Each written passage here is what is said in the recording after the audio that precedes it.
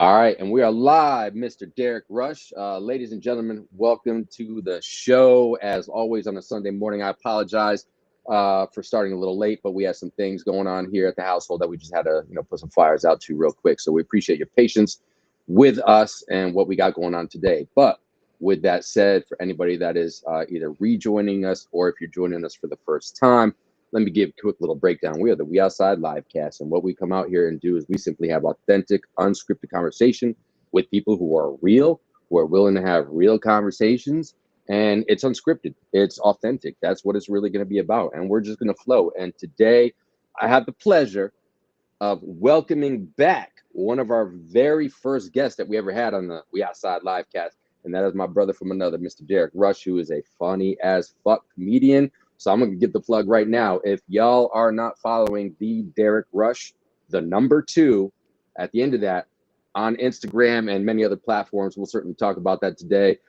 You guys need to go ahead, take the opportunity right now to do so. He has been at this comedy game for a number of years. So like most people who are creatives, who are visionaries, who are artists doing something special with their life and putting the grind behind it, my brother right here is really no different than anybody that we've ever had on this live cast before. And we're going to go ahead and talk about that. So that's a little bit of an introduction that I gave to you. But Derrick, if you want to go ahead and in your own words, let the people outside with us today, let them know who you are, what you're about. And we're just going to talk, bro. We're just going to have a conversation. Man, I ain't nobody. Nah, man, I've been doing comedy almost like 13, 14 years now. And it's a struggle. It's a struggle. It's a struggle because it's all about them internet numbers, man. And I was doing good at one time, then one of my pages got hacked. So it's like, even though I'm still been doing comedy, it's like I'm starting over from scratch again because of your social media. It's wild. It's wild. It really is. And coincidentally, that just happened to me last Monday as well. My Instagram page, because, and I'm sure this is going to come up today, the haters in the world, especially today, we can see it all around us, what's going on in our individual lives, our collective lives.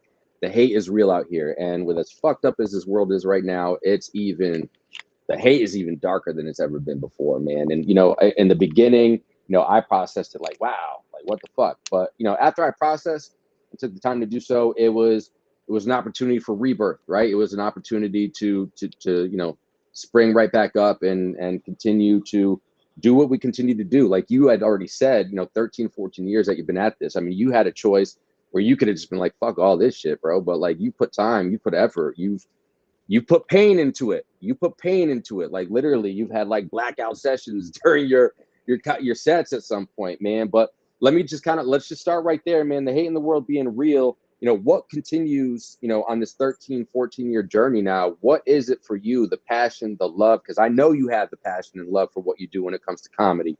Right. What is it for you that allows you the ability to say, fuck whatever is going on around me or whatever hate is going on around me or whoever wants to speak bad on my name or say some shit that ain't true, because that's always going to happen, especially when you're doing good things. What is it for you, bro, that just continues to say, fuck all that noise. I'm here to do what I'm going to do and I'm walking my path. Um, Basically, this all I'm ever good at, man. This is it for me. This is it's no going back to college for me trying to figure it out. It's a wrap. It's a wrap. So I just stick with it, man, because it's all I know, man. I enjoy it. I love it. The money isn't always good, especially in my situation where I'm not doing a lot of traveling, where I wasn't lucky enough for somebody to pick me up and say, hey, let's go on the road. I had a few people say they wanted to, but they never followed through. That's another thing. I don't know if it's hating or just people just being weird because it's entertainment. I don't know. So I just stick with it because I feel like sticking with it because I love it. Now, I could really appreciate that because it is true. Like people see the light that you're shining out here, and they will try to do anything to cast that dark shadow over it. And I think you hit the nail on the head, right? For yourself or anybody else that ever comes on this live cast. We don't just bring anybody on this live cast. There's a certain foundation that you have to have as a creative, as a visionary. And I really appreciate what you said there because the hate is real, and I know you've experienced a lot of that. Or envy is maybe even a good word to use as well. from those that you kind of thought were down with you ultimately as well. And I Yeah, appreciate. human beings can be weird people, man. You just have to just keep doing what you're doing. Keep this guy right here is trying to make me let him out. What's up, Nugget? How's good old Nugget doing? I know a couple months ago he went through an unexpected. He went and swallowed something. I think it was, if I remember correctly, that he shouldn't. How's he been doing? How's he been recovering from that? Oh, he's good. Hey, he's back to his whiny, whiny, spoiled self again. He good. Well, I think it's a perfect segue, right? Because man, ain't it true the good old saying, "Dog is a man's best friend." I mean, since we're talking about all this hate and envy from other human beings out there, which is just it's sad. I feel for those people. Like I could sit here and hate on them, but I don't got energy for that, bro. I want nothing but positive energy in my life, and I think we could both Right. agree. Like if you open yourself up, to that negativity, that's only going to breed negativity, right? Whereas positivity is going to breed positivity. So I'm with you, bro. We've known each other a long time. I don't keep a lot of people. I have more acquaintances than I do friends, and I'm okay with that because it allows me the opportunity to continue to control my narrative and the peace that I keep, within my household as well. And you know, Especially getting older. The older you get, the more you feel that way. Like you don't you see people for who they are, and you just like whatever and whatever. And that's just the way humans are, and you just go ahead, do what you need to do to try to survive, man. With that, you mean you can't hesitate and think about who's hating on you. We do a lot of that when we're young. I used to do a lot of it, but the older I get, man, I don't even care. I don't even care. there has to be a point where you're just like, man, I give no fucks no more. Like you're either Right, rocking with me or you're not. And if you choose to, hey, bless up, let's go for a beautiful ride. And I appreciate that support and that love. And if not, hey, man, it's not necessarily saying I wish bad upon you, but I'm not necessarily saying I wish good upon you either. It's we're like Switzerland, right? We're just gonna watch the shit unfold, kind of right, deal. And whatever happens going on in your world, or that's just what it's gonna be. And I'm gonna be exactly. nothing if I choose to be a spectator or not. So I can respect that as well. And that mentality that you have and you shared thus far on the conversation today has led you to some really dope opportunities, right? You definitely open up for some really well-known individuals, and I don't even want to talk about them. What I want to talk about right now is the last year or so you've been on a beautiful journey where you've had the ability to perform a couple different times now at the Laugh Factory out in LA, right? So Yeah, I've been lucky enough to back when. Let me let him out. Excuse me, nah, people, do, please. do do your thing, bro. Now do your thing. So anybody just joining us, Derrick Rush will be right back. He's got to let Nugget out. Man's best friend is a dog in most cases. Unfortunately, it just is what it is. But we're about to tap into the journey that he's been on the last year plus, which has led him to some dope opportunities with the Last Factory, specifically chocolate sundaes on the Last Factory. Most recently, about 3 weeks ago, 4 weeks ago, he's going to speak more on the detail of that. But I'm telling you, man, if you want somebody who's a real funny comedian, Okay, um, okay. you got to tap in with them. So yeah, talking about Laugh Factory and Chocolate Uh, Sundays, kind of just talk about us, with that journey that you've been that on. was my first time on the main show. They have two shows. They have an early show at 7:30, then the main show around 9:15, 9:30, something like that. And that's the show you really want to be on. Is that late show because you never know who might show up. Mm-hmm. And I'm lucky enough to be in that rotation. I haven't called back to be rebooked yet because it takes money for me to go out there. It's not a paid gig, but it's a gig that you can be seen by somebody if you're lucky enough. And around when COVID came around, I did an online audition for the show. They passed me on that. Then when COVID was over with, I had to go and do like a in club audition, which was 5 minutes, and then I got bumped up to the late show right after that. So that was my second time out there. My second time out there. So it's a real popular show. Chocolate Sundays it's always usually sold out both shows because you never know who's gonna show up. You might have Cat Williams might show up one night. Kevin Hart might show up one night to close the show. So you never know who who may show up if they're not on the road or they want to come in and work on some new stuff. So it was real fun, and I'm looking forward to going back out there and doing some more time.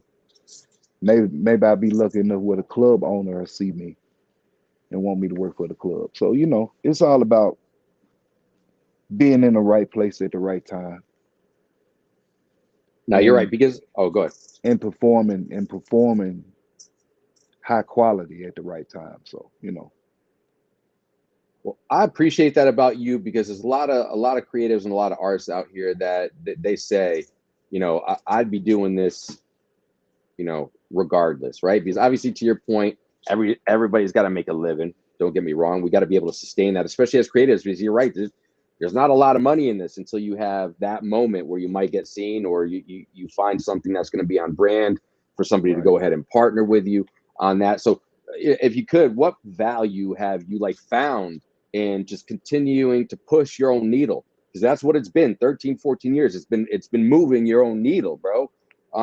So what value have you found in your ability just to continue to just push through all the bullshit, whether it's the struggle of not necessarily having the funds to take yourself out to LA, or another opportunity where you would have to book yourself, or book your own flight or room or whatever, or if it's not a paid gig, but you're like, yo, this is a dope opportunity for me, and I see the value in it. And the reason I ask that is because conversely, a lot of people out here only see value when there's paper involved. So talk to me about the value you see in those things where that paper might not be involved for you. um the learning experience, just the learning experience of trying to learn how to book yourself, because I can't lie, it's the hardest thing for me to message a club and say I'm looking to do this. It's so hard for me in my mind. I can't. I wish I had a manager where all I had to do was just show up and just make them laugh and then go home. I wish I had, I wish I had an agent like most comedians do. Wish they had an agent to do the booking for me to make it easier. Well, all I had to do was just think about comedy. But I think that's just been the hardest thing for me is trying to book myself and brag about who I am and why I want to be in your club. And when I feel like if I sent you the tape, either you like me or you don't. You know, it's how I feel about it. So I think that's just been the hardest thing for me is just the booking situation and learning how to contact clubs and because nobody shows you how to do shit when you first start doing comedy. Mm-hmm. In my mind, I'm just like, all I want to do is just make people laugh. That's all I want to do. All the other extra stuff, if I didn't have to deal with, it would be great. But that's the hardest part for me is just the booking situation, trying to book. All right. Well, with that said, anybody that's watching this right now live, or anybody that's going to be watching this after the fact, I've known Derrick. Derrick, I've probably known you for at least off the top of my head, 13 years at this point. 13 years. You know? Um, Let me tell you, any booking agents out there, any managers out there that want, because we talk about this a lot Right. on the live cast in general when it comes to artists. I mean, I work for Comedy Works, which is like the top comedy club in the country. I have that on me. You know what I mean? And all the people that I've opened for and worked for, I have that on a quote unquote resume also. But it's hard for me to brag about who I am to another club or beg them. Not that I don't want it. It's just it's hard for my brain to compute how to. Yep. It's not embarrassing for people to say they don't understand how to do things.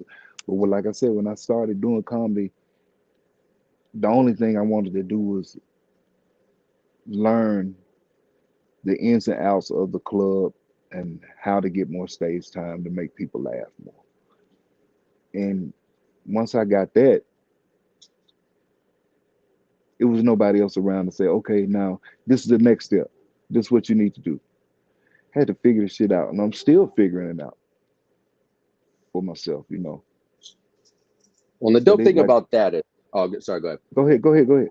I was gonna say that the beautiful thing about that, it really resonates with what you said when I was like, "Yo, let the people know in your own words." And you literally came out and said, "I ain't nobody, bro." And literally, you've always said that. When jokingly, of course, because you are somebody, bro. You very much are somebody. I'll say it. But you've always had that mentality, right? And it reminds me of a conversation that I had with an individual the other day who's been in the entertainment industry for many, many, many, many, many years. She's an Hmm. A&R for many artists. She's acted on Broadway. She's been part of Miramax Films.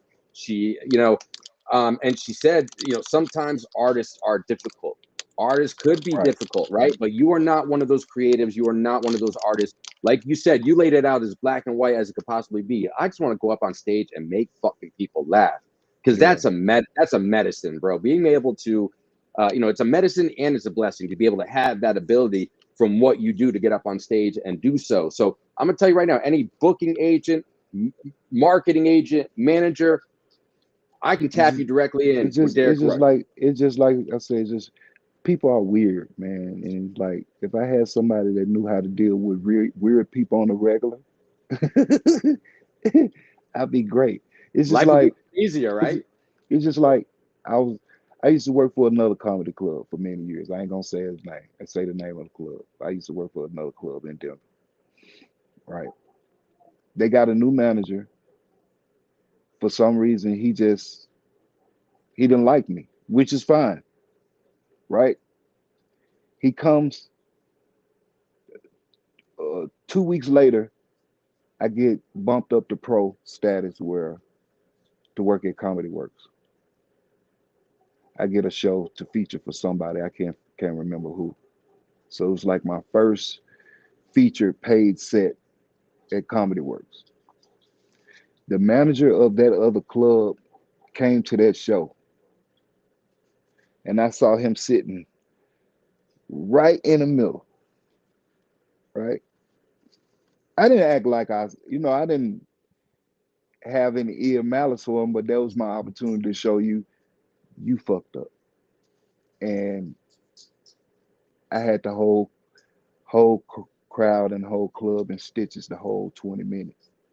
And when I put the mic back in the stand and I looked at him, I just shook my head and laughed and walked off stage because what he thought was not funny, he was sitting in a room full of people that were dying.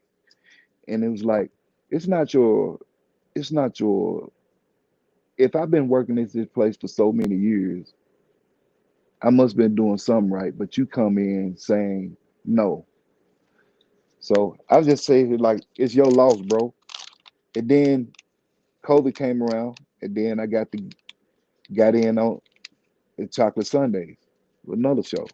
So it's always other ways and other doors that are open when one closed, you know, especially when people do you shitty. Ain't that the truth? Because two things I take out of that. Number one, especially as a creative artist myself, with respect to my music, or even these live, authentic conversations that we have. Like I understand, and you clearly understand as well. And I think an opportunity for creatives or artists of any kind out there, or business owners or visionaries, what you do. There's 8.2 billion people, give or take, on this world, right? Right, I promise you, and I'd bet my house on, I'd bet my life on this, and I can say this confidently. There's not one person in history of anything that anybody has ever done that is gonna create something that all 8.2 billion or even less than that, what an audience is, in your case, comedian, and comedy, myself as a music artist, we're not necessarily doing it to please all 8.2 billion people, or all however many number of people find that comedy is important to them for right, whatever reason, or music is important to them, and we do it for the love and the passion, and the people like you were talking about in that room that are going to accept the blessings that you choose to share with them. Because what we do as creatives of any kind, there's a certain level, I think we can agree, of vulnerability. Getting up on that stage, I've performed my music a couple times on stage.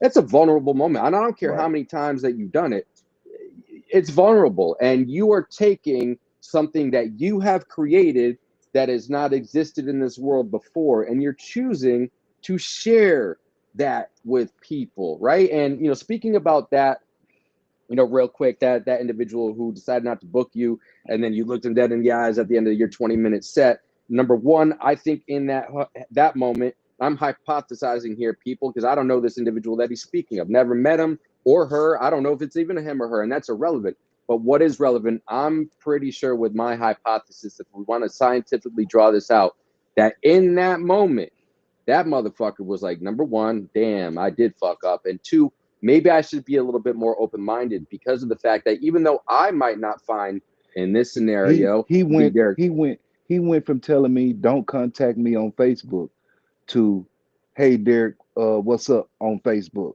And with me telling him, no, you told Mhm. me don't contact me on Facebook. Fuck off. Yep. And that's a See, beautiful thing. you can't let people just you have to let people know they fucked up. You Hmm. can't just say, "Oh, we cool now." Okay, you saw me perform. You saw me perform in your club, but you wasn't paying attention, and the same thing was happening in that club. So people are weird, man. This people are fucking weird, Yo, dude. they It's like, really are, because sometimes instead of creating their own lane, they're just finding a way that they could ride somebody else's coattails. And right. that's really what it comes down to as well. And I think, the beautiful thing, the second thing I should say that I took out of that story that you shared with that night's experience is the fact that, you could have, right? You had a choice where after he said that to you originally, before we even got to the night of the club, you could have engaged in his bullshit. You could have opened yourself up to that negative world that he was trying to present to you or bring you into, and you didn't engage, right? You didn't engage, but you had your fuck you moment that night without ever even having to open your mouth directly and engage with him, because you were able to tell him fuck you by all of the people around him that night. And again, these motherfuckers had no idea. Maybe one or two potentially, people within the comedy scene around Denver, they might have known. But the collective people who, like myself, who have no idea who this person is that was sitting in that room that night, they, by all their laughs and the applauses that you were getting and the love that you were getting that night, other people said fuck you to him without even knowing who this dude was and without even fucking saying a word to this bro. And what was that moment like for you? Petty. It's petty as hell, but it felt good. It felt good to see somebody face basically saying to me without saying anything, I made a mistake. This dude is not who I thought he was. You know what I mean? He didn't get up on stage talking white, black, white. He was talking about his life, and his life was funny. From past shit to now shit. From me raising kids, for me raising a dog. It's like I don't know what he saw, what he was seeing. It was Trump's first term, so maybe that's what he was saying because he started booking people like the Hodge brothers and all these different Trump supporters and all this different stuff when it was an urban club, and he was totally flipping the club, which is fine. It's their club; they can do what they want to do with it. Mm-hmm. But don't just presume to me because I'm black.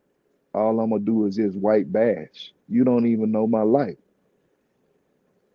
you know. So I I bash myself on stage more than I bash anybody else. I talk about my life, and I don't know what he saw, and don't really care. But I had my moment. I had my moment. So I know I know it's nights in that club where I I walked in without him knowing. Went over there without him knowing and seen motherfuckers bomb because they can't handle an urban club. But this is what you wanted. So. And he still was trying to find his way over to Comedy Works and try to poach comedians and shit. Dirty people out here, man. Dirty people. Did that moment, and we know, and rightly so. And I salute that petty moment because again, you didn't even have to do anything. So that's why I very much salute it. You didn't go out of your way to do that. Everybody else did that around you. I You didn't getting go up and find I didn't go find him in the club. I didn't say nothing to his face. he I followed mean, I you to didn't the yeah, club. I don't even think he knew I was performing that night. I think he just wanted to come to the show. Matter of fact, it may have been for the guy from SNL that does Sean Connery. Used to do Sean Connery all the time. I think that's who it was that night, and it was sold out. And he just so happened to be there. And what I take from that is because I'm a believer that the universe puts you in the right place at the right time, right? And the universe set it up for you to be in that moment right there. The universe conversely set him up to be in that moment so he can get a big ass motherfucking piece of humble pie Matter of that fact, night. I heard they took the booking away from him and gave it to somebody else, although he's still a manager of the club. So know your audience, people. If you're a visionary out here, if you're creative, you got to know your audience. You got to know who you're speaking to because that message could be lost. And especially, the individual. Again, I don't know this person, but again, I've been around enough time. I've been part of corporate world. I've been part of small businesses. Myself and my family have been serial entrepreneurs since COVID, even a little bit before, honestly, as well. Like, I mean, you can't, you can't make a Trump supporter. You can't put Trump supporters. You probably can now on certain nights, but years ago you couldn't put Trump supporters on stage in a room full of black people. You crazy. mhm. And he was doing that, and people were leaving. People were complaining. It's like, what are you doing? I mean, if you do that, make sure that comedian has other jokes other than about how he feel about politics, especially when he support that orange dude. They're gonna boo your ass off stage. Man, fucking true story. Speaking of politics, because a lot of people when we mention that word politics, right, people immediately think Democrats, Republicans, immediately, and that's like all they think. Right. But there's so many politics that happen in the comedy world, in the entertainment world, in the music world, in the corporate world, in the mom and pop type. What's just generally speaking, and I'm not asking for any examples in any way, shape, or form. This is your show. You talk about whatever the fuck you want to talk about. I'm just more curious of what has opened your eyes in the 13 to 14 years that you've been doing comedy with respect to the politics and just how that shit works in general in the comedy industry. Usually, if I throw some in there, I'm showing that both sides are fucked up. I'm not just getting up there talking about Joe Biden old, Joe Biden this, Kamala Harris this, Kamala Harris that. If I do that, Trump gonna get some too. Everybody gets some because I see them as all as crabs in a bucket any goddamn way. I Mm-hmm. mean, playing the same game, and we know they all in cahoots with each other because of this Epstein list. They all protecting each other and pointing the finger at each other, blaming each other, saying, "How come he didn't put it out? Well, how come he don't put it out? How come he don't put it? Because y'all protecting each other. Y'all trying to play us for fools. All of y'all pedophiles." That's like somebody tried to tell me the other day to me, well, Bill Clinton's on the list. I said, well, lock his ass up too. I'm not finna defend him like you defending Trump. Mm-hmm. All of them motherfuckers is child rapists and need to be locked the fuck up. And that ain't no joke. That's for real. For man, For like real. that's some sad shit, bro. And it's crazy. And again, obviously with social media, people put out there for clickbait. I heard an alleged list the other day. Hold on. That First he said it wasn't a list. It was a hoax. It was fake. Then he turned around and said it is a list. But if it but the list has been doctored by the Democrats. It was like, well, how they if you got the list, how they doctor the list? It's just like people need to listen. It's just like he said Epstein stole a girl away from him that worked for him. Did you hear that? When he Nah. said that, he said it was a girl at Mar-a-Lago that was working for him, and Epstein stole her away. Don't that sound like some pimp shit? A Don't little that bit. sound some? It's Just like, a little bit. Just a little bit. and because he stole that girl away, that's why he banned him from Mar-a-Lago. Not because of who he was, because he was stealing the girl away. Now keep in mind, the girl was like 15, 16 years old. So you telling me you had ownership to a girl already that he stole. That's what you telling me, that you had ownership to that girl first. And he stole her away. It sounds like two pedophiles arguing over a child.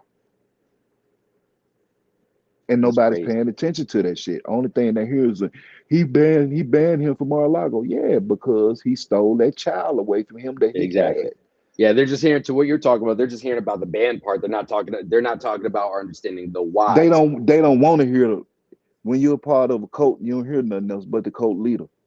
Exactly, because if you now have to check yourself and your reasons as to why you were following that cult to begin with, well, now you have to start to do some internal thinking, and people can't do that. Like Jack Nicholson said, and I can't remember the movie off the top of my head, but you can't handle the truth, and it's fucked up when you can't even handle the truth when you're having a conversation with yourself. It's one thing if Right, you have to be accountable to another person, but for people out there that can't be accountable with themselves and their own decisions, I right. feel for those people because man, that's a fucked up position to be in, man. Can't It's a can't think for yourself. You can't think for yourself, and you scared to think for yourself. You're scared of the truth. it's It's like you are protecting pedophiles right now. Bottom line, all the motherfuckers need to be locked up. All of them. Whoever name on that list need. If you if it's just like for years we were saying folks used to say Whitney Houston was on drugs. She was smoking crack and she died. She died of using drugs. Even though some people were like, no, no, no, no, no, no, yes, no, yes, no. yes, yes, yes. Right. You say the shit enough. You say the shit enough. It's got to be true. Too many people saying it. It ain't like one person saying the shit. We see we see pictures of you with dude. When I used to do cocaine, I hung around people that did cocaine. When I stopped doing coke, I stopped hanging around people that do coke. hmm You don't just hang around a pedophile just because he got a nice airplane. It's birds of a feather for real. There's that saying for a reason. It's something you said there, right? I mean, I spoke about it yesterday on the Put the Guns Down conversation with Miss Toy. 85% of people in the world are followers, 10% are leaders, 5% are observers. So to the points that you're making here, and these cult-like scenarios, well, shit, if you can get 85% of a collective group to follow you, well, that's going to allow you to control the narrative because you got 85% of however many people are following that cult who are also spreading that message out for you, which means Right. that that cult may not necessarily grow, but that message, good, bad, or otherwise, it's going to continue to get out there, right? And it's funny that you talk about what we're talking about right now because I watched the new War of the World movie with Ice Cube yesterday on Prime, and it really resonated to the conversation that we're having right now, honestly, because I'm not going to give it away the premise of the movie for anybody that might want to watch it, Right. but essentially it was the powers that be, whoever that may be, because it's not the politicians, and I'll tell you why here in a second. But like all this information, because it was really the premise of it was, if y'all are not familiar with the first War of the Worlds, it's basically, the aliens coming down and trying to extract whatever resources that they want to from our Earth. And in this movie, the general premise was they were coming for all of our data, ultimately, right? And the government was protecting the data, but the government ultimately ended up being the one that created their own breach, if you will, and their own hack because they were literally trying to control everything. Which, let's be real, let's think That about it from this that's what perspective. That's what's AI going is. exactly, and that's going on in the world right What now. Where do AI you think? is. Where do you think the producers, the writers, the creators of this new War of the Worlds, or for any movie that matter, there's some truth to what was in that movie, if not all of it. If not all of it. And we know this, but again, to your point, people don't want to, the government wouldn't want to do that to me. Man, get the fuck out of here. Government is a business. War is a business. Do you know how many people are making billions of dollars going on right now off this Gaza war or Your this Russia-Ukraine war or whatever war is going on in the world right now? your It's a your birth business. certificate, your birth certificate ain't nothing but a bond for them to take out a loan on your ass when you born. When you born, that's all your birth certificate That's is. all it is. And think about this, people. Whether you follow politics, you don't follow politics, you believe it or not. And y'all can go Google this, all right? Go literally 99 plus percent. And anybody watching right now, I want you, if you're watching this now live or later, I want you to truly answer this. You're probably gonna have to take at least a couple minutes, maybe longer to process what I'm about to tell you. 99 plus percent of government elections, and I'm talking all the way at the town level, all the way to our great president of our United States, those elections are won by the people that spend the most money on their campaign. So, with that being said, I'm posing this question. This is not a rhetorical question, people. We're talking about human lives here. We're talking about you. Tell me how politics, as we know it today, when it comes to Democrats and Republicans, tell me how that shit is not a business. Tell me. I'll. It's like one of those signs that we see online. All right, change my mind. Sitting there with a cup of coffee with a homeboy. Sitting at the drinking. Change my mind on that shit. Tell me how politics is not a business, people. Like, that's just what it is. And it's depressing. That's enough. It's enough, man. It's wild. It's me, wild. me and my dog. Just me and my dog. Man, and it's better that way. Like, it's better that way. Because again, the amount of friends, family that I've chosen not to have in my life, and you and I have talked offline on these type of issues, and we're not going to dive into the detail of it. But I say that to say this: people, you have choices in everything that you do in life. You can choose to keep that piece of shit person in your life. You, Derrick, jumping back real quick to that club owner, that manager, that booking manager that we were talking about earlier. You could have chosen what we already talked about, but also you could have chosen to try and sit at a table that dude or woman clearly said, "I don't want you at this table," and you Or I didn't. You controlled your own narrative. or I could have went at him on the stage and started doing crowd work using him, which would have been tacky. You know what I Mm-hmm. mean? It would have took away what I need. It would have took away what I needed to do for him to really see what he fucked up on. You know what I mean? It wasn't necessarily. I didn't, and I know a few comedians probably would have said would have said something to him, on stage. It's like I want him to hear these laughs. That's what I want him to hear. Because I that's what it want was about. I want him to hear this. I want him to watch this club shake. That's what I want to hear. I want to hear these applause breaks and these folks start clapping for me when I get off stage. That's what I want him to hear, and that's what he And heard. And the reason you did that, and I'm gonna tell you, people watching out here, the reason that Derrick did that, because Derrick is one of the few in this world, and this is one of the main reasons that I consider him my brother and my family, because he is one of the few people in this world that still have two things that a lot of people in this world don't. Number one, morals. Number two, most importantly, integrity. Integrity of how he carries himself and what and who his brand is behind his comedy career. Because you had 20 minutes, and some people, to your point, probably would have taken the entire 20 fucking minutes just to go in on that person. Yeah. And with the morals that you stand on and the integrity that you have, which I appreciate, because there's not a lot of people like you out there. There's really not. And for that alone, you are somebody, because there's not a lot of people that carry those two things, integrity and morals. So I don't know, let's just dive into that maybe. What are your feelings when I say the words integrity and morals and the world that we live in these days? Man, I just try to treat people how I want to be treated, man. That's all, and that's it's really weird that just people say shit to your face, and then you go back and call them on it, and they be like, I ain't say ain't say that shit. Ain't say that shit. And it could be a promise they made to you about doing something. And they you, you run into a lot of people that be just be real with me, man. If you have it's only been one comedian that's been really real, and I haven't taken them up on it because I'm I'm starting I'm starting to get my headache situation back right. Yeah, it fell off for a minute. Well, my headaches that was coming back, so I couldn't take them up on. Was Russell Peters. Russell gave me his number. He said if I'm anywhere close by, he said, and you want to get some shows with me, hear my number.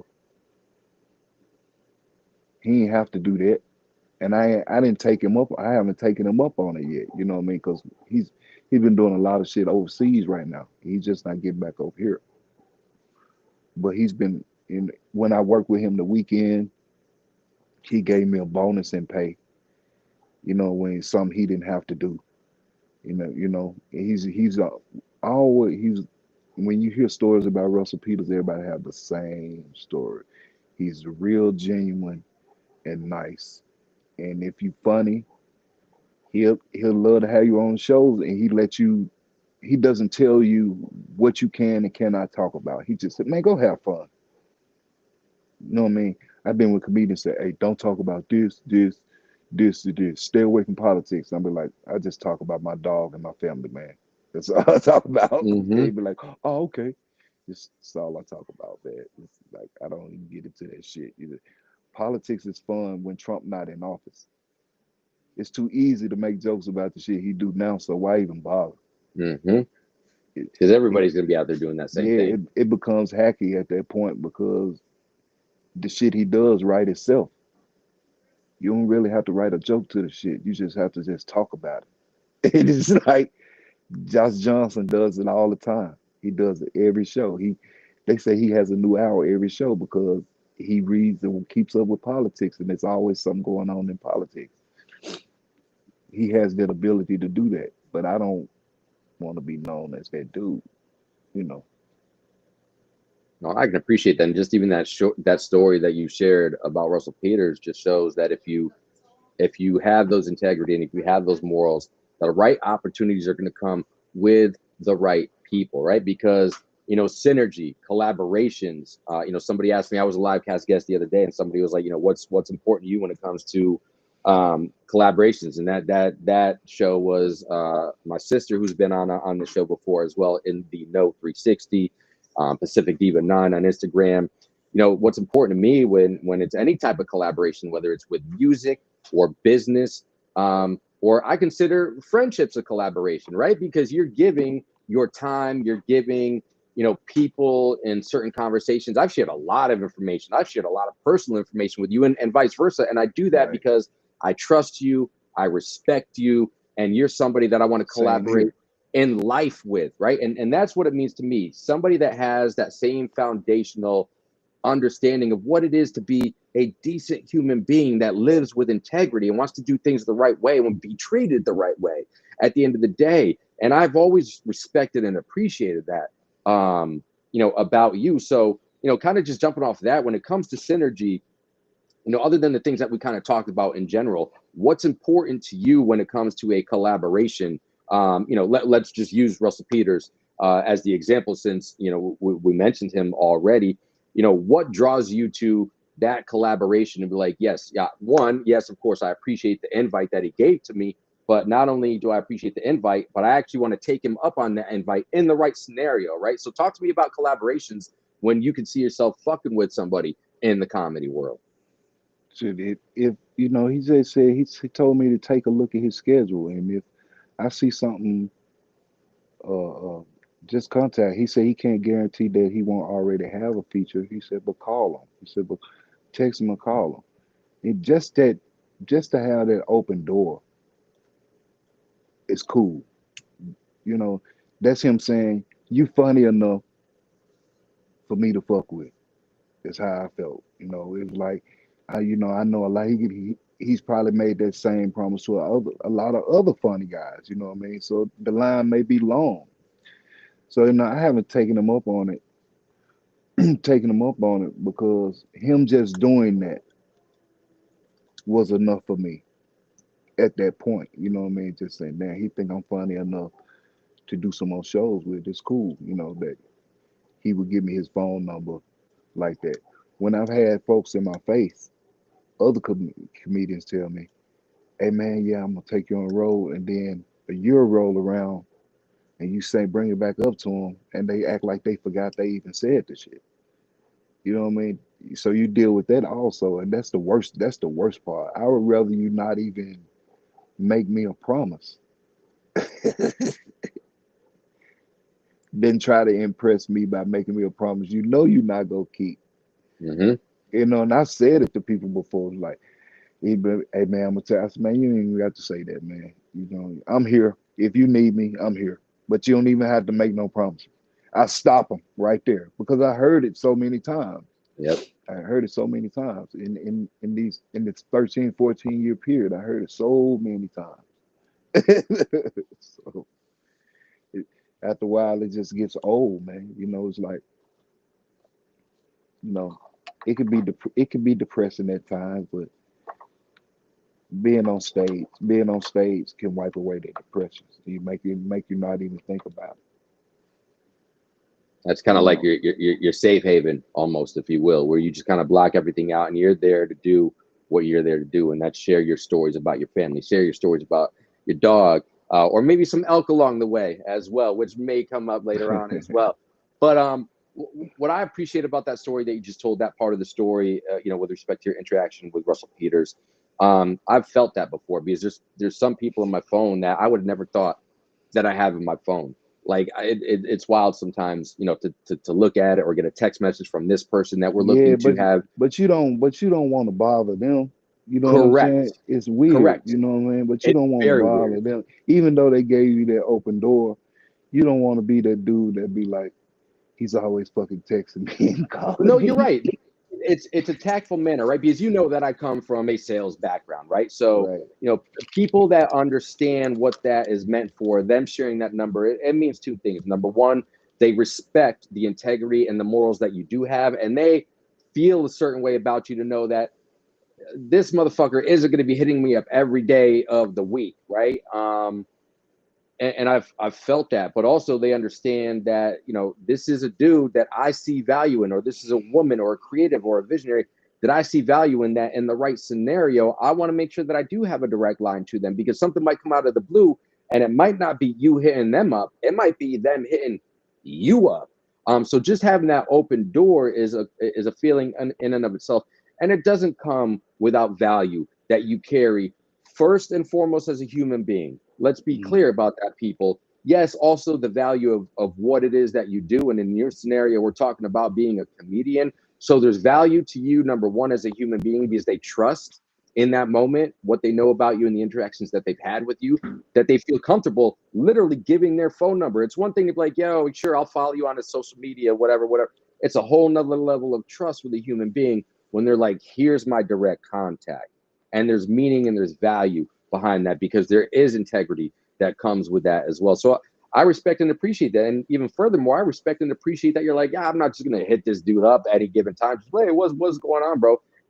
The universe is going to tell you at the right time, or the universe is going to tell him at the right time to be like, yo, it's time for me to reach out to Derrick Rush because something's coming up, and it's time to talk. No different than me. We talk about the WWE thing as well, all the time, and it's going to present itself in a way. And we talked briefly before we actually went live on here, bro. Like, there's going to be something there for you. I know that for a fact. But again, the timing has to present itself. You can't force anything in this life. And I'm sure you can agree to that as well. Not a lot of people could. Like, I appreciate the sales aspect of it. I appreciate you pushing your brand. But again, no different than we were talking about earlier, and knowing your audience, you have to know who your potential business collaborator is as well. Because to what you were talking about, if you're just out here hitting up Russell Peters every day, or even if it's once a week or twice, yo, bro, you got anything? Yo, bro, you got anything? Yo, bro, Right. that's going to get you blocked. Eventually, it's going to get you blocked. right? So you just have to take the world, at least I'm speaking from my experiences in life and business and collaborations and partnerships.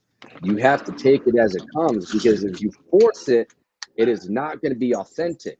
And in a world, especially in this world that is ruled by social media, where people are playing characters on social media like they are playing in WWE, Right. man, the more authentic that you could be and let things come organically to you, there is more power in that. You will build more value as a brand. That's my belief. Is that something that you agree with in any way, shape, or form? Yeah, that's the truth. That's how I feel, man. I think that's what's stopping me from from calling him, because I feel like he got my number too. And if he want me, he feel like, okay, Derek might be fit here good here. He'll call me himself in due time. So I'm not I'm not tripping on that. I'm because I know he's a good dude, so I know he had good intentions when he did that. I mean, most people just let the club pay you and walk away. He was like, "No, nah, man, I'm finna make sure he walk out of here with a couple of thousand tonight, this weekend." And he didn't have to do that. Because you And he's earned that right, respect. right. He's the first and only one to do that shit. And I mean, 13, 14 years, think about that, people. If y'all just tapping in, this conversation, by the way, once we're done with this live conversation, this is going to live on our YouTube channel. But Derek's been at this for 13, 14 years with his comedy career. And you just said it, the one time that has happened in 13, 14 years. And I'm sure, I'm not going to speak for you. I'm hypothesizing. I'm doing one of those hypothesizing things, and you can speak to it or not if you want. My feeling, the way that I know you, because I've known you again for like 13 years at this point, I would I would go out and say it this way. I feel that you appreciated the sentiment of that transaction more than the dollar. It's, even if he gave you a fucking dollar, I'm sure that you appreciated the fact that he went out of his way to do that, yeah, other yeah, other yeah, than the amount of money that he was breaking you off with from that yeah, for real. I did. It was just it was kind of weird. It was like, you mean he can do that? You mean he can tell the club owner to take a part of his money out and give it to me? You mean he can do that? It's just, damn, you know, after all them years, I've been doing comedy. He's the only one. you know, Hopefully not the last, but you know, you hear stories about Cat Williams doing great things about people in his circle. point. But I never had the privilege. I had the privilege of kind of meeting him, but not really when he came here. So I knew somebody at the time that was on the road with him, and he called me down to the hotel. And Cat said something in passing, but I can't say that I know the man. You know what I mean? But he makes sure the people that he on the road with, that he take on the road, he take care of all of them. You know, Hmm. I heard stories about him, other comedians like needing rent, and he'd pay their rent for 6 months or some shit like that. Comedians that's not even on the road with him, just him being a good dude. So there's some good people out there, man. They just few and far between.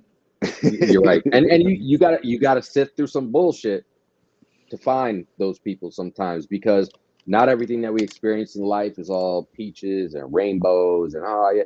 Man, we talked about it earlier in this conversation, you're gonna run into some assholes in life. You're gonna run into some succubuses in life. You're gonna run into people who, and you said it, earlier, like people that want things from you, right? Or want to do something for you, right? So let's put it this way, like, because I've experienced this, the amount of people who say that they're gonna do something for you, but first you must do this for me. And listen, I understand quid pro quo, okay? But something that you said resonated with me from earlier in this conversation. Everybody in life wants something, right? And if you're in a collaboration, you're in a collaboration for a reason, which means you want something from that person, that company, that brand. But if you are open and honest with your intent and your integrity, then man, people are going to respect that. people are going to respect that because you're telling you when I do it in a collaboration or a potential collaborating situation, I let them know why I would like to collaborate with them. But I also let them know where I see, and they might not see the same value, but I'm at least going to explain the value that I see from their end in Hmm. collaborating with me on something, no matter what it is. So at least we can have open, honest, trust, and communication. Hey, if everything goes according to plan with this collaboration, I would hope or wish to get this out of it, and you are hoping to get this out of it. Well, let's bring it together and make it happen. But a lot of people are shady in those deals as well, instead of being Hmm. truthfully open and honest, because it's a fact. People want something from somebody that they're collaborating with. Otherwise, they would not collaborate with them. Right. And, this fucked up world of gatekeeping. Right. And people, we talk about this all the time. Gatekeeping is essentially people who are holding back information because they don't want to see you move forward for some kind of fucked up reason, man.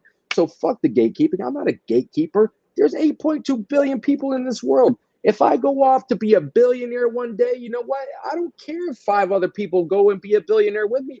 I can't even spend that much money, bro. I don't even want Right. that money because, like Biggie said once upon a time, more money, more power. I don't want that shit, bro.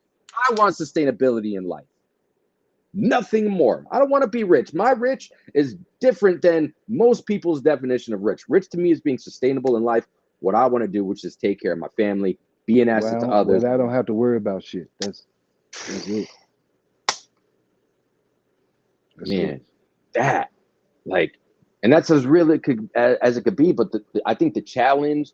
Let me know if you agree with me. I think the challenge there is people can't be honest and open with other people because they can't fucking be honest with themselves. There's a missing piece in their soul or in their heart that they're trying to fill with fucking darkness, man. So if you can't be open Hmm. and honest with yourself, how can I expect you to be open and honest with me in some type of collaboration? Am I Right. right? Am I You right with right. that? You right. You right. It's man, I don't know. I don't know. It's a And I'm we- gonna it's a keep we- it's a weird world. It's a weird world. it is, Weird man. world, my brother. Ain't that the fucking truth? And I'm gonna keep bringing this up at the proper segments in the world. And I put it in the chat. Listen, people, anybody out there that might be looking to take on new talent, and man, not only in this dude is this dude talented, but he's got integrity and fucking morals as a human being, and very much as he's been talking about on this live conversation about what he does with respect to his craft and his passion that is comedy. And he could speak. I when I in a lifetime ago, I worked at a senior living community. Okay. Senior living, you got to be a minimum 65 years old. Minimum 65 years old. The ability that Derrick had to speak to this new audience, and I call it a new audience because at least at that point in time, to my knowledge, I had never known you to get up in front of literally inside of a senior living community and play to a crowd. And I'm gonna be honest with you, like the people that I worked with, from the executive director, people didn't know how to take it. And I was like, yo, trust me, just trust me, bro. You fucking brought the house down that day, bro. So the ability for you to shift and it play was to that it was specific hard. audience, It was hard to tell if someone was laughing because they had on oxygen mask. but it was a great experience, man. Yeah, Like, it and was that's your something new. brand. You play to your audience. You don't play to I'm Derrick Rush and I'm going to come up here and do whatever the fuck I want to do. You are there to share your story, your passion, and what you're very fucking great at with the audience that you're in front of. Because it's not about you. It's about what you're there to do, and it's about to give the medicine of laughter to people. And again, that was a scenario for me where again, people are in that chapter of life where they're starting to transition.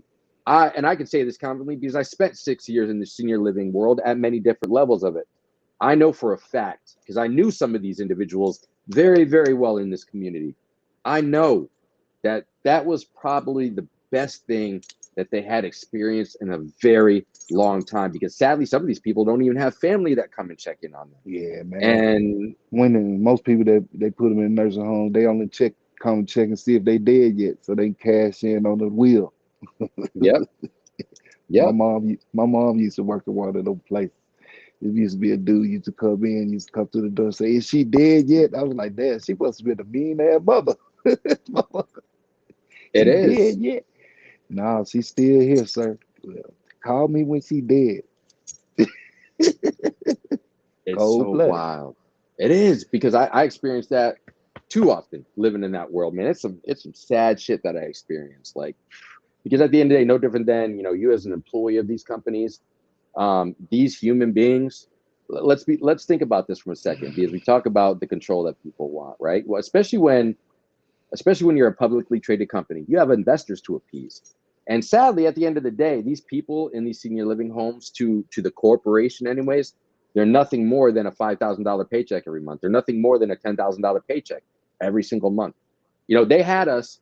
They had us because I played the sales director role in three different companies. I played the executive director role in three different companies. Hmm. They are literally having you plan for these people's deaths. Like, don't get me wrong, I'm dying right now. You're Yeah. dying right now. Everybody watching this right now, I hope this doesn't come as a surprise to you, but you are dying. At some point, the physical being of yourself is no longer going to be here, which means we are dying. Okay? That's just a fact. But the fact of how they framed marketing around death, well, shit, so and so looks like they're probably going to go in 10 days. Do we have anybody queued up to take their room when they do? What the fuck? It used to Like, be it used to be this place in I think it was Jackson, Tennessee. They had a nursing home on one side and a funeral home connected right to that joint.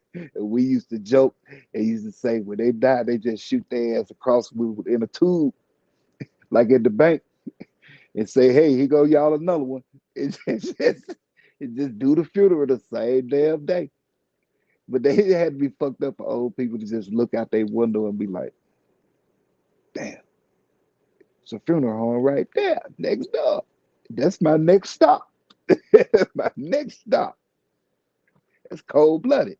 man, it is, and that's that world. Sadly, not everyone, but certainly the corporations. When it comes down to, don't get me wrong, I've experienced on the other side. If I've not been an employee necessarily of it, or just knowing other, there are people doing it for the right reasons, right? Hmm. And I applaud them because that type of work or the grind that certain people put, it's not is musically, like, what sells? Sex, violence, drugs, guns. That's what sells. If you want to talk about anything other than that, it's going to be an uphill battle, no different than your journey through your comedic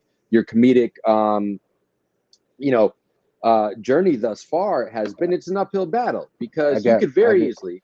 I got a great uncle that was just broke out of nursing home for his son finally. I used to call him every week. I need to call him tomorrow. I need him, my Uncle Charles. He said, I said, he want to get back to Memphis, is where he from. His son put him in a nursing home in Texas for a little while.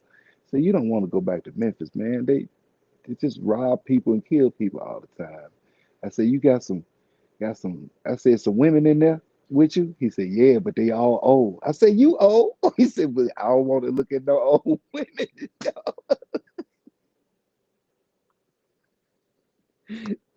Oh, good old Uncle Charles. Oh my God. He said, it may not work no more, but at least I can look at something I want to look at. I don't want to look at no old women. Man, you 89 years old, man. But Shut in up. his mind, he's not. So hey, man, who we to hate on that, right? Like he's walking his path, and he has those choices to make for himself. Of, what in that scenario, who he wants to collaborate with. You know what I'm saying? Right. Man, ain't that the motherfucking truth, bro?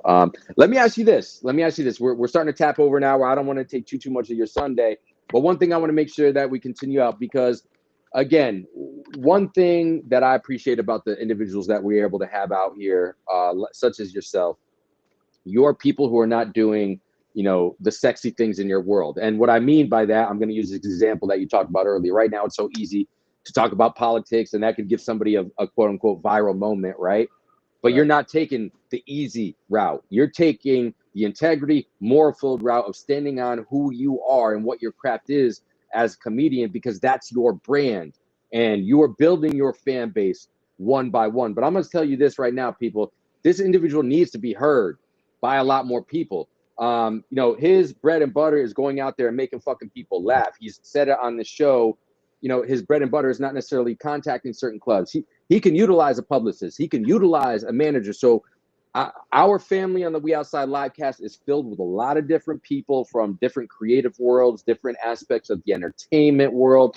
If anybody watching this now or anybody knows of somebody that feels that you could do a dope collaboration, and it's an opportunity, it's not a guaranteed collaboration, reach out to me. Reach out to Derrick directly if Derrick's cool with that. Happy to let you have a conversation, because this is an individual that needs to be heard, because there's a lot of people out there, whether it's comedy, it's music, it's art, it's producing a film or a TV series, that are never, ever going to be really heard of on the stage that they should be, due to the fact that they just don't connect the right people. So all I'm simply doing here right now is let's get this in. And anybody that's been on the show before, y'all fucking know that I give y'all the same support. This show is not about the We Outside. The We Outside show was about Derrick Rush today. Yesterday, it was about Put the Guns Down. Every Saturday, it's about Put the Guns Down. Every Sunday when we have our special guests, it's about them.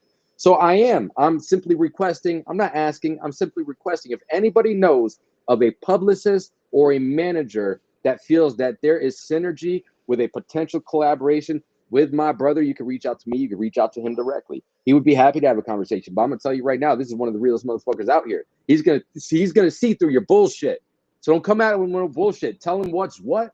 Tell him what time it is in your world and what you're looking for out of a collaboration. Because if you come at him with that, there's at least a conversation that can be had, and maybe y'all could go make a lot of motherfucking money together. But most importantly, y'all are gonna make a lot of motherfucking people out here laugh in this world. And he is one of the individuals doing it the right way. So if you're about realness, here's an opportunity for you right here with my brother Derrick Rush. And I'm saying that confidently because I've known him for 13 years. I'm not just saying it to say it. It's an opportunity. So with that said, I know they're gonna start pouring in at some point. But until that does happen, let me ask you this, because you're right. The Laugh Factory opportunities that you've had, non-paid gigs, not only non-paid, but you live in the Denver area. That takes place in LA. It costs you a little money to get to LA, right? So let me ask you this, for anybody that may be watching this now or that is going to watch this in the future, if they want to get with a real comedian such as yourself, who has morals, who has integrity, and is going to speak from the heart for their passion, at a bare minimum, I'm saying at a bare minimum because I know what your value is, and it's not the bare minimum. You can trust me. I got a dog. Fucking A. Good old nugget right there. Man, let me get ready to get out of here, man, because I need to go to the store and get some wings for the SummerSlam Part 2 tonight. Well, we'll leave it on this. Answer this question for me. I'm going to let you get to your day. At a bare minimum, if somebody wants to book the Derrick Rush, especially outside of the Denver area, other than clearly contacting you, what is the bare minimum that they need to be offering you to come out and perform at their club, their private event, whatever the fuck it is going on? What's the bare minimum that somebody needs to know? That way we can just drop that knowledge on them, and we're going to let you get out of here, bro. Just give me a room and a flight and pay me a little money and we can have fun. That's all. It's not that hard, people. It don't even have to be. It don't have to be first class. It don't have to be Delta Airlines. You can throw me on Frontier. I come to you. That's what it is. Easy, man. That's what it is. Well, I grew up taking the Greyhound. That's what Frontier is to me. It's like Greyhound bus in air. Mm-hmm. I appreciate that. Well, I'm gonna let you get out of here. I know you got to get Nugget out for his outside time. I know you got to go pick up some wings. Enjoy that SummerSlam night too. Any final thoughts you want to share with anybody out here today before we let you get on to the rest of your day? Mental health is real, man. Take care of yourself. I appreciate you, brother. Always, I appreciate your time. I know you value that very much, and you chose to share it with me today. Love you, Mike. I love you too, bro. You be good. Enjoy SummerSlam night 2 tonight. We'll see. We'll see if there are any predictions that you had are coming to fruition tonight. Yeah, I gotta look at the card. I'm gonna see what's up. I'll let you know. My brother, be good. You have a good day. I'll talk to you later. Too. Peace.